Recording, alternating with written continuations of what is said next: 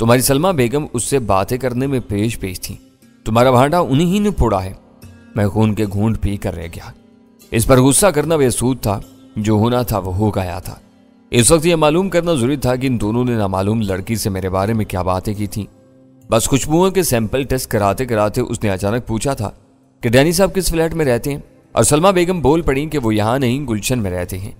इससे कहो कि मेरे घर का नंबर और पता भी इस चहेती को बता दिया होता। मैंने दांत पीसते हुए कहा, इससे मालूम होता तो एक ही सांस में सब कुछ बताती चली जाती। वो तो मुझे ख्याल आ गया कि वो तुम्हारा नाम कैसे जानती है। फिर उसने क्या बताया? मैंने बेताबी से सवाल किया। कह रही थी कि कुछ रोज पहले उसने तुमको हमारी बिल्डिंग से निकलते हुए देखा था। इस वक्त वो कंपनी की गाड़ी में सड़क से गुजर रही थी। उसने बिल्डिंग का नाम नोट कर लिया।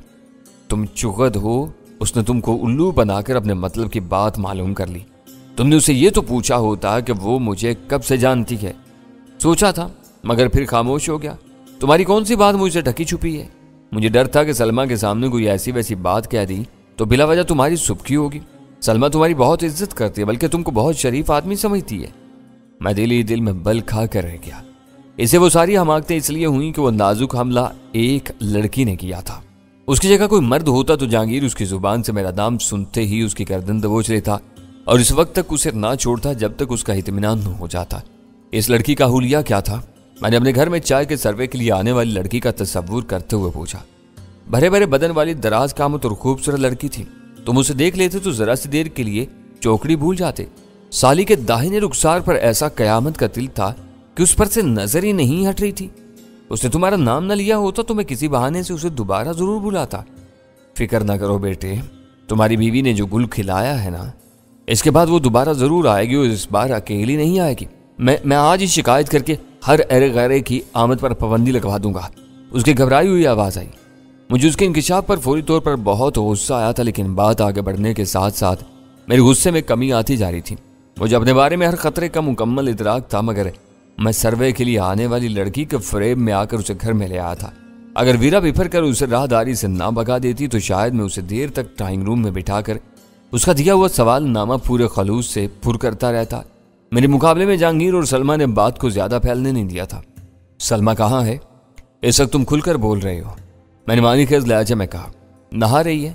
जहांगीर की आवाज से बेजारी मुतरज्जिह थी ताकि अपने बदन को नए परफ्यूम की जादुई खुशबू में रचाकर मुझे पागल कर सके।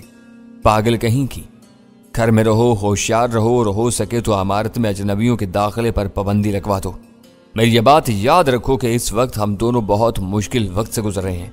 हमारी जरा सी लग्जिश हमारे लिए जिंदगी भर का रोग बन सकती है। फिक्र ना करो, अब मुझसे गलती नहीं होगी। हसीना आलम बेसोएवन कास्ट्यूम पहनकर मेरे सामने आ गई ना, तो मैं अपनी आंखें बंद करके उसे भगा दूंगा। इस इमारत में रहने वालों को हक है को अजनबियों को अंदर आने से रोकते। हमारी ढील की वजह से लड़कियां आती हैं, कल से कोई नहीं आएगी। यह भी ध्यान रखना कि इमारत में दाखिल होने में नाकामी की सूरत में वो फोन पर तुमसे राब्ता करेंगे। इसमें भी नाकामी हुई तो सलमा को बाहर आते जाते हुए तंग कर सकते हैं। न्यायमैन बहुत घटिया और खबीस आदमी है, इससे हर हरबे की तवक्का की जा सकती है। अच्छा ही हुआ कि मैंने तुमको फोन कर लिया। उसकी तफक्कुर अमेज आवाज उभरी। मेरा इरादा तुमसे थोड़ी सी दिल लगी करने का था, लेकिन तुमने मेरी तो आंखें ही खोल दी।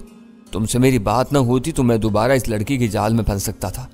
दूसरी मर्तबा वो ज्यादा से ज्यादा तैयारी के साथ आती। इस वक्त किसी मामूली से मामूली बात को भी नजरअंदाज न करो और मुझसे मुसलसल राब्ते में रहो। मैं फिक्रमंद हो गया हूं कि आखिरकार उन्होंने तुम्हारे घर का सुराग लगा लिया है। वो बहुत तेजी और जांफशानी से काम ले रहे हैं। हमको इनकी इज्जत से बचना चाहिए। लड़की के नाम के बारे में जहांगीर ने कुछ बताया ना मैंने वो गैर जरूरी सवाल पूछा। मुझे अंदाजा था कि इस लड़की ने जहांगीर को अपना फर्जी नाम बताया होगा। जहांगीर ने परफ्यूम बेचने वाली का जो नक्शा खींचा वो हमारे घर के सर्वे के लिए आने वाली लड़की से यकसर मुख्तलिफ था। हमारे दुश्मनों ने दो मुख्तलिफ कामों के लिए एक ही लड़की को इस्तेमाल करने की गलती नहीं की थी। इस तरह आलाकार बनने वाली लड़की के दिल में यह ख्याल पैदा हो सकता था कि उसे किसी मुश्तबा काम के लिए इस्तेमाल किया जा रहा था। वो अपने शुबे का इजहार बाहर किसी आदमी पर कर देती तो इन लोगों के लिए दुश्वारियां पैदा हो सकती थी।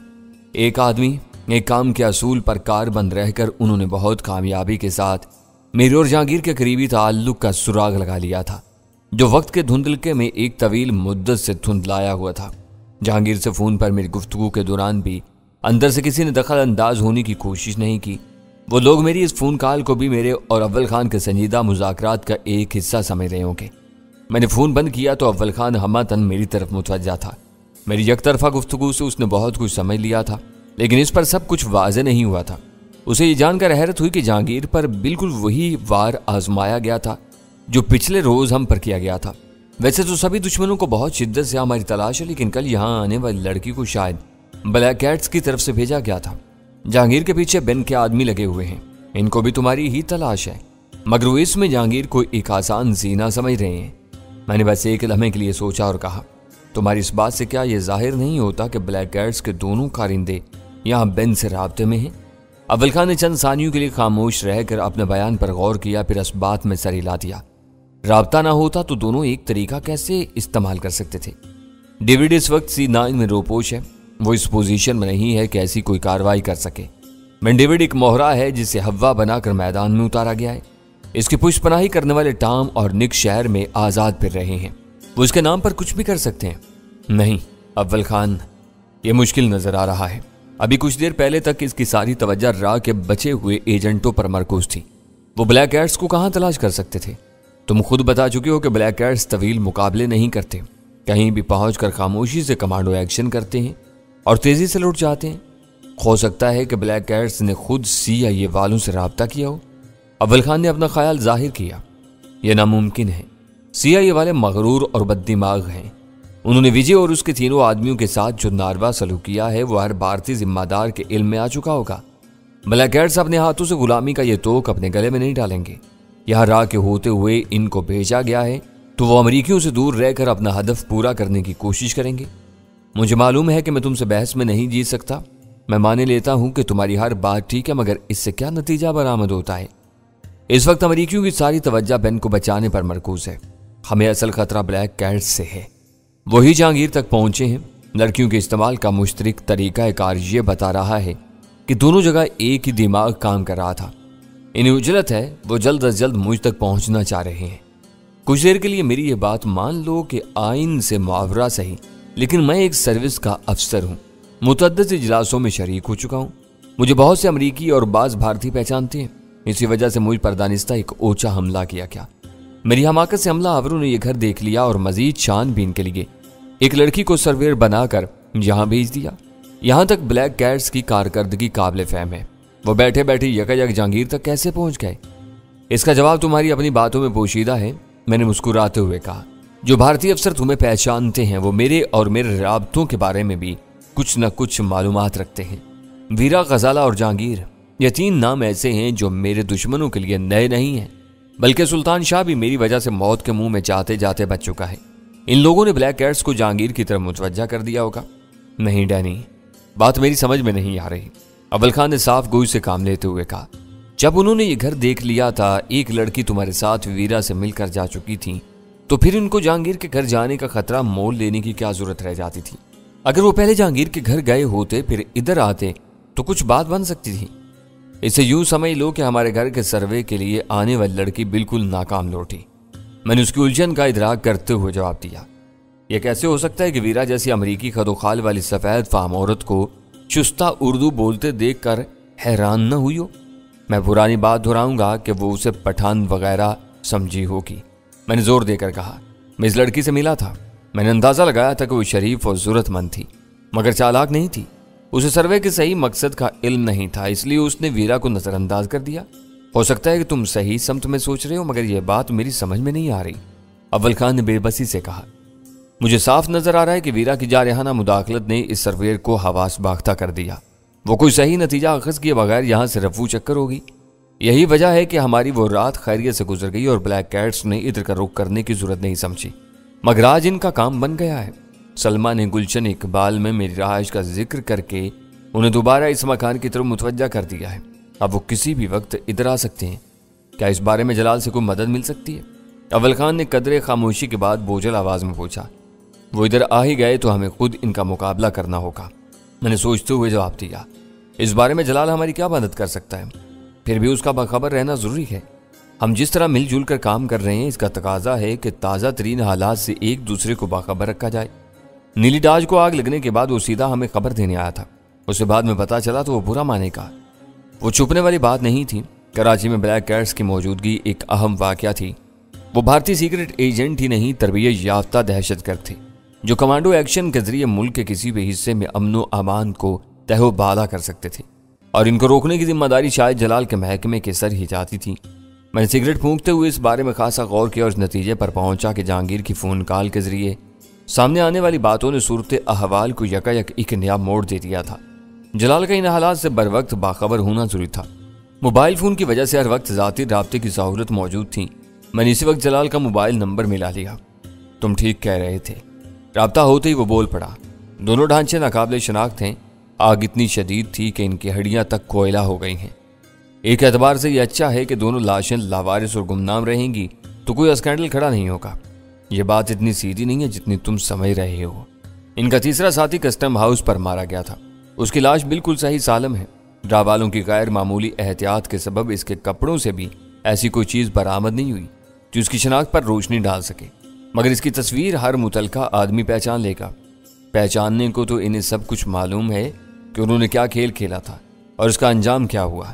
میں نے اس کی بات کاٹ کر کہا، بات کسی اور فریق کے شور مچانے کی ہے۔ وہ غریب ڈرائیور کے وہ رسا ہو سکتے تھے، اب وہ بے خبر اور خاموش رہیں گے۔ سب کچھ وزنی فائلوں میں دفن ہو جائے گا۔ نیلی ڈاج کے مالک اور ڈرائیور کی شناخت سے ان کے لیے دشواریاں کھڑی ہو سکتی ہیں۔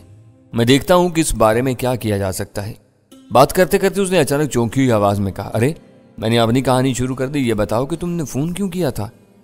میں نے اسے جہانگیر کے فلیٹ میں رونما ہونے والے حالات کے بارے میں بتا دیا۔ یہ بہت اچھا ہوا کہ اس نے تمہیں بر وقت باخبر کر دیا۔ ابھی تم کیا کر رہے تھے؟ جہانگیر کے گھر آنے والی لڑکی کے داہنے رخسار پر کوئی تل تھا۔ اس کا غیر معمولی لہجہ بتا رہا تھا کہ وہ کوئی بہت اہم بات تھی۔ میں نے کہا، ہاں، جہانگیر عورتوں کے معاملے میں ذرا جمال پرست واقع ہوا ہے۔ اس کا کہنا ہے کہ لڑکی کے تل پر سے اس کی نگاہ نہیں ہٹ رہی تھی۔ وہ اس لڑکی کی شناخت کا بہت نمایاں حصہ ہے۔ میں اسی لیے چونکا تھا۔ مجھے کچھ یاد پڑتا ہے کہ 2-3 برس پہلے وہ لڑکی لاہور میں کافی سرگرم رہی ہے۔ وہ را کی ایجنٹ ہے۔ لاہور میں اس نے کئی اہم افسروں پر ڈورے ڈال دیے تھے۔ بات پھیلی تو وہ سرحد پار فرار ہو گئی۔ میں ریکارڈ دے کر اس کے بارے میں تمہیں بتاؤں گا۔ وہ ایک نیا انکشاف تھا۔ ہمارے گھر ایک مقامی سرویر بھیجی گئی تھی۔ شاید یہ اس کی ناکامی کا نتیجہ تھا کہ جہانگیر کے گھر میں گھس کر معلومات حاصل کرنے کے لیے را کی اس چالاک لڑکی نے خود خطرہ مول لینے کا فیصلہ کیا تھا۔ یہ کام جلد ہو جائے تو بہتر ہوگا۔ میں نے اپنے وجود میں ابھرنے والی ہیجان پر قابو پاتے ہوئے کہا، تمہیں یہ کہنے کی ضرورت نہیں، وقت ملتے ہی یہ کام کر گزروں گا۔ بس تو پھر میں تمہاری کال کا منتظر رہوں گا۔ واقعات کی رفتار اچانک تیز ہو گئی ہے۔ بین اور CIA والے مل کر کوئی نیا گل کھلانے کے چکر میں ہیں۔ ادھر بلیک کیٹس کی آمد کی خبریں ہیں۔ اب تم تل والی لڑکی کی کہانی سنا رہے ہو۔ کوئی بھی فیصلہ بہت سوچ سمجھ کر کرنا۔ بین کا قصہ تو شاید آج ہی پاک ہو جائے۔ ہم ادھر جانے کا فیصلہ کر چکے ہیں۔ ٹھنڈے دل سے اپنے اس فیصلے پر نظر ثانی کر لو۔ ایسا نہ ہو کہ تم اس طرف جاؤ اور بلیک کیٹس تمہارے گھر پر ٹوٹ پڑیں۔ تم جانتے ہو کہ پیشہ ور ایجنٹوں کا کمانڈو ایکشن کس قدر تیز اور خطرناک ہوتا ہے۔ اس وقت ان کا مقابلہ زیادہ اہم ہے۔ تمہاری یاد دہانی کا شکریہ۔ میں دیکھتا ہوں کہ کون سا قدم اٹھانا ہمارے لیے سود مند رہے گا۔ اس سے بات ختم ہو گئی۔ اول خان نے جہانگیر کے گھر آنے والی لڑکی کے بارے میں جلال کی رائے سنی تو اس نے اپنے ذہن پر زور دیتے ہوئے کہا، مجھے بھی کچھ یاد آ رہا ہے۔ راہ کے خطرناک ایجنٹوں سے STF باخبر رہتی ہے تاکہ پاکستان کی سرزمین پر ان کی حرکتوں کا انسداد کر سکے۔ وہ لڑکی لاہور میں بہت تیز و ترار ثابت ہوئی تھی۔ تم بھی یاد کرنے کی کوشش کرو۔ رفتہ رفتہ یہ بات کھل کر سامنے آ گئی ہے کہ بلیک کیٹس یہاں موجود ہیں۔ ایسے حیرت ہے کہ اس بار انہوں نے ایک لڑکی کو یہاں بھیجنے کا فیصلہ کیا۔ میں نے کہا، شاید انہیں توقع ہوگی کہ مردوں کی بھیڑ میں وہ آسانی سے اپنی راہ بنا سکے گی۔ اول خان کے ہونٹوں پر خفیف سی مسکراہٹ تیر گئی۔ تم نے دیکھ لیا کہ وہ جہانگیر کے گھر میں بیٹھ کر کچھ نہ کچھ معلوم کرنے میں کامیاب ہو گئی۔ اس کی جگہ مرد ہوتا تو جہانگیر اسے دروازے ہی سے رخصت کر دیتا۔ پھر اب کیا پروگرام ہے تمہارا؟ میں نے اس سے پوچھا۔ بین کی طرف جانے کا ارادہ ملتوی کر دو اور گھر میں رک کر آنے والوں کا انتظار کرو۔ ضروری نہیں کہ وہ آج ہی ادھر آ جائیں۔ ہم کب تک ان کے انتظار میں رکے رہیں گے؟ میرے یہاں ہونے یا نہ ہونے سے کوئی فرق نہیں پڑے گا۔ باہر تمہارے اسٹائک یونٹ کے آدمی پھیلے ہوئے ہیں، اندر 3 نفوس موجود رہیں گے۔ آنے والوں کے لیے یہ نفری کافی ہوگی۔ تمہیں رکنے کا مشورہ دینے کا سبب بھی وہی ہے جو تمہیں لے جانے کا ہے۔ تمہاری موجودگی سے دل کو ڈھارس رہتی ہے۔ تم صحیح وقت پر تیزی سے صحیح فیصلے کر کے حالات کو اپنے حق میں ڈھال لیتے ہو۔ شاید اپنی اسی صلاحیت کی وجہ سے تم آج تک اپنے دشمنوں سے بچے ہوئے ہو۔ بلیک کیٹس یہاں ہم سے مذاکرات کرنے کے لیے نہیں آئیں گے۔ وہ بارود اور گولیوں کی زبان میں بات کریں گے۔ اس کا جواب دینے کے لیے صرف دلیری اور بے خوفی درکار ہوگی۔ میرا خیال ہے کہ ہماری پوری نفری ان صلاحیتوں سے مالا مال ہے۔ تم بین کی طرف جانے پر مصر ہو۔ اس نے براہ راست پوچھ لیا۔ ایک غیر یقینی مقابلے کے انتظار میں ہم یقینی شکار کو آزاد چھوڑنے کا خطرہ مول نہیں لے سکتے۔ وہ مسلسل بھاگتا چلا آ رہا ہے اور اب صرف 2 چوکیداروں کے رحم و کرم پر ہے۔ خدا خدا کر کے C9 کا سراغ ملا ہے تو ہمیں ادھر چل دینا چاہیے۔ یہ بن پر ہاتھ ڈالنے کا بہترین موقع ہے۔ یہاں سے نکل گیا تو ہم دیر تک پچھتاتے رہ جائیں گے۔ آخرکار ہم نے رات کا کھانا جلد کھا لینے کے بعد 10 بجے گھر سے نکلنے کا فیصلہ کر لیا۔ وہ ڈیفنس کا ایک کمرشل علاقہ تھا جہاں بیشتر دکانیں وغیرہ بند ہو چکی تھیں، لیکن بیکریاں اور سودا سلف کی دکانیں کھلی ہوئی تھیں۔ مجموعی طور پر وہاں وہ رونق مفقود تھی جو بھرے پورے بازاروں میں نظر آتی ہے۔ ہر چیز پر ایک جمود اور ٹھہراؤ سا طاری نظر آ رہا تھا۔ C9 ایک دوسری سڑک پر کئی خالی پلاٹوں کے درمیان کھڑی ہوئی ایک اکلوتی عمارت تھی۔ وہاں قرب و جوار کی عمارتوں کی زیرین دکانوں میں بیشتر موٹر ورکشاپ وغیرہ تھے جو اس وقت بند ہو چکے تھے۔ ان کے باہر کھڑی ہوئی بھانت بھانت کی گاڑیاں اپنی زبان حال سے یہ اعلان کر رہی تھیں کہ وہاں انجنوں کی دیکھ بھال سے رنگ و روغن کی مرمت تک کا کام ہوتا تھا۔ وہاں کھڑی ہوئی گاڑیوں کی تعداد زیادہ ہونے کا ایک سبب یہ بھی ہو سکتا تھا کہ وہاں ساری سہولتیں آس پاس ہی دستیاب تھیں۔ میں نے سست روی سے C9 کے سامنے سے گزرتے ہوئے عمارت کا ناقدانہ جائزہ لیا تو اس کا مین روڈ کا دروازہ بند تھا۔ باہر کوئی متنفس موجود نہیں تھا۔ عمارت کی تعمیر میں بہت فراق دلی سے شیشہ استعمال کیا گیا تھا۔ اس وقت تمام شیشوں کے پیچھے گہرے اندھیرے کا راز تھا۔ ظاہری طور پر اس عمارت کے آباد ہونے کے کوئی آثار نہیں تھے۔ اول خان مجھ سے پہلے اس خمدار دوہری سڑک سے گزر چکا تھا جہاں C9 کے سامنے کھیل کا تاریک میدان پھیلا ہوا تھا۔ اول خان کا ارادہ اسی میدان کے کسی تاریک حصے میں اپنی گاڑی چھوڑنے کا تھا۔ ہمیں اپنے آپریشن کے دوران پیدل رہ کر عمارت تک پہنچنا تھا۔ STF کے آدمیوں کی فراہم کی ہوئی معلومات کے مطابق اس کمرشل ایریا میں 200 گز رقبے کے پلاٹوں کی قیمت بہت زیادہ تھی، جس کی وجہ سے تعمیری منصوبہ بندی میں زیادہ فراق دلی سے کام لینا ممکن نہیں تھا۔ بیشتر عمارتوں میں داخلی راستہ زینوں کے ساتھ ہی عقبی گلی میں رکھا گیا تھا۔ اس طرح سامنے کے رخ پر ایک دکان کی زیادہ جگہ نکل آتی تھی، لیکن C9 سمیت بہت سی ستھری عمارتوں میں ایک فاضل دکان کی قربانی دے کر آمد و رفت کا راستہ سامنے کے رخ پر رکھا گیا تھا تاکہ اوپر کے فلیٹوں میں رہنے والے مکینوں کو ہر وقت پچھلی گلی کے تنگ اور گندے ماحول میں سے نہ گزرنا پڑے۔ میں نے اپنی گاڑی کچھ فاصلے پر کھڑی ہوئی زیر مرمت گاڑیوں کے ساتھ پار کر کے مکفل کر دی۔ میں نے رسٹ واچ پر نگاہ ڈالی تو 10:30 بجنے میں چند سیکنڈ باقی تھے۔